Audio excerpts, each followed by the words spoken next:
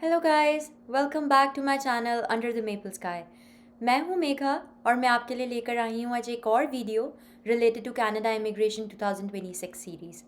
अगर आपने मेरी पिछली वीडियोस चेकआउट नहीं की तो please go check it out. आज की अपनी इस वीडियो में हम बात करेंगे उन लोगों के लिए जो कि कनाडा में 2026 में पीआर लेने का प्लान कर रहे थे, स्पेशली उन लोगों के लिए जो कि अटलांटिक इमिग्रेशन प्रोग्राम के अंडर अप्लाई करने का सोच रहे थे या फिर न्यू ब्रुंसविक के थ्रू अप्लाई करने का सोच रहे थे। तो न्यू ब्रुंसविक की गवर्नमेंट ने स्टार्टिंग February 3, 2026 पूरा इमिग्रेशन सिस्टम ओवरहॉल कर दिया है।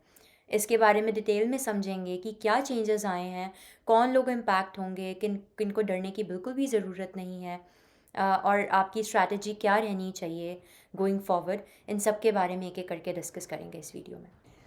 चेंजेस के बारे में बात करने से पहले हम ये समझते हैं कि पहले सिस्टम कैसे काम करता था। AIP में पहले क्या क्या चीज़ें होती थी। AIP से मेरा मतलब है अटलांटिक इमिग्रेशन प्रोग्राम। तो इसके अंडर क्या होता था, ये प्रोग्राम काफ़ी स्ट्रेट फॉरवर्ड होता था। पहले सबसे पहले क्या होता था, जो एम्प्लॉयर होता था उसको प्रोविंस के थ्रू डेजिग्नेशन मिलती थी। फिर वो जॉब ऑफ़र देता था एम्प्लॉय को। उसके बाद जो एम्प्लॉयर था वो उस पर्टिकुलर एम्प्लॉय के लिए एक इंडोर्समेंट अप्लाई करता था। ज़्यादातर केसेस में ये जो प्रोसेस होता था वो first come first serve basis पे होता था। इसका मतलब ये था कि जो कैंडिडेट पहले अप्लाई कर देता था उसके चांसेस उतने ही ज़्यादा बढ़ जाते थे एप्लीकेशन एक्सेप्ट होने के। पर अब ऑफिशियली ये पूरी की पूरी चीज़ ही चेंज हो गई है।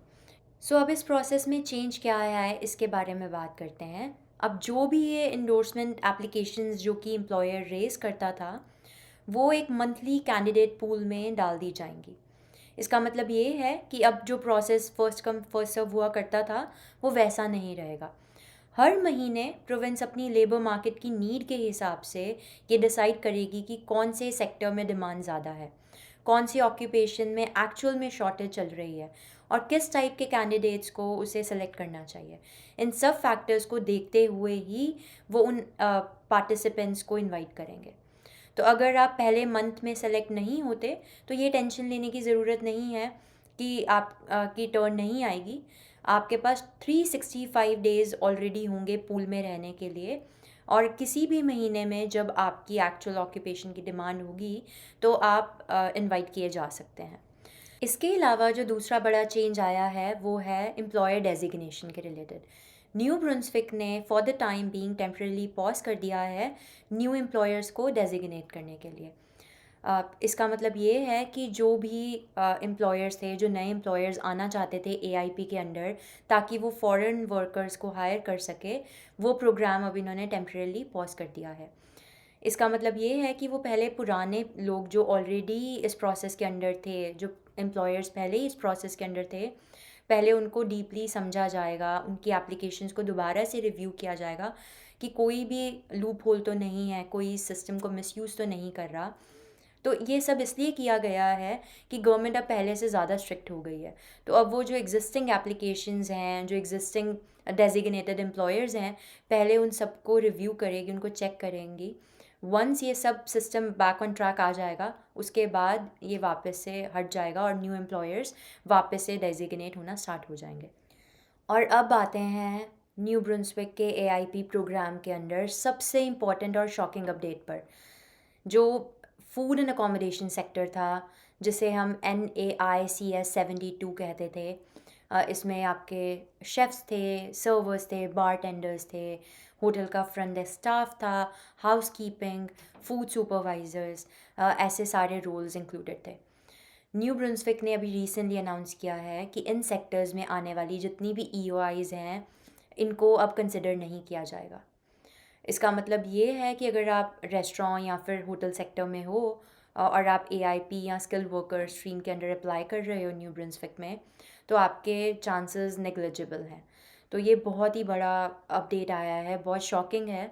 तो आपको उसके अकॉर्डिंग अपना आगे का प्रोसेस देखना पड़ेगा। अब जहाँ ये फूड और अकोमोडेशन सेक्टर के लिए एक बहुत ही डिसअपॉइंटिंग न्यूज़ है, ये एक गुड न्यूज़ है उन सेक्टर्स के लिए जिसको प्रोविंस बहुत ही प्रायोरिटाइज़ कर रहा है अभी, जिसमें आपकी health care, education, construction trades, skill technical roles या फिर फ्रैंकोफोन कैंडिडेट्स आते हैं, वो सबकी प्रायोरिटी ज़्यादा बढ़ गई है। अब जो न्यू ब्रंसविक की गवर्नमेंट है वो इसके ऊपर फोकस कर रही है। तो अगर आप नर्स हो या फिर ट्रेड्स पर्सन हो, इलेक्ट्रीशियन हो या फिर टीचर हो, तो आपके प्रोफाइल उतनी ही ज़्यादा स्ट्रॉन्ग हो गई है अब आगे के लिए।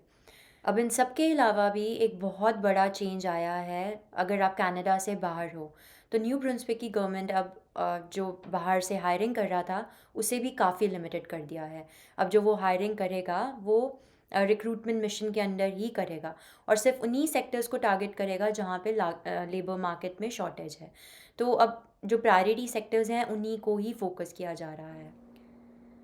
अब अगर देखा जाए, मैंने जितनी भी कनाडा इमिग्रेशन के रिलेटेड वीडियोस बनाई थी 2026 में कितने सारे चेंजेस आए हैं जिसमें बहुत सारी चीज़ों को लिमिट कर दिया गया है और प्रायोरिटी सेक्टर्स को ही ज़्यादा प्रायोरिटाइज़ किया जा रहा है।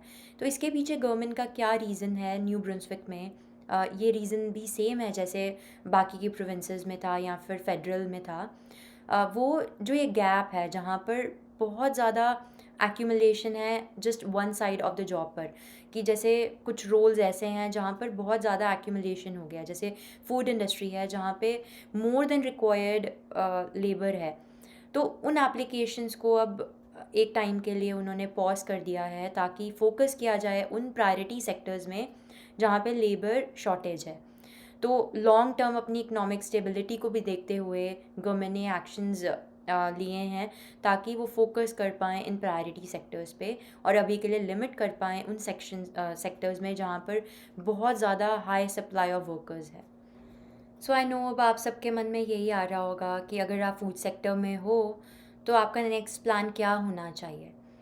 तो आपको कुछ ऐसे ऑप्शंस हैं जिनके बारे में सोचना चाहिए, जैसे आप प्रोविंस स्विच करने का सोच सकते हो अगर ये ऑप्शन आप अवेल कर सकते हो, या फिर अपने स्किल्स को अपग्रेड कीजिए, या फिर ट्रेड सर्टिफिकेशंस कीजिए जो इन डिमांड है, या फिर हेल्थ केयर सपोर्ट रोल्स में अगर आप जा सकते हैं तो ये तो बहुत ही बेनिफिशियल होगा क्योंकि हेल्थ केयर तो ऑल ओवर कनाडा बहुत ज़्यादा डिमांड में है।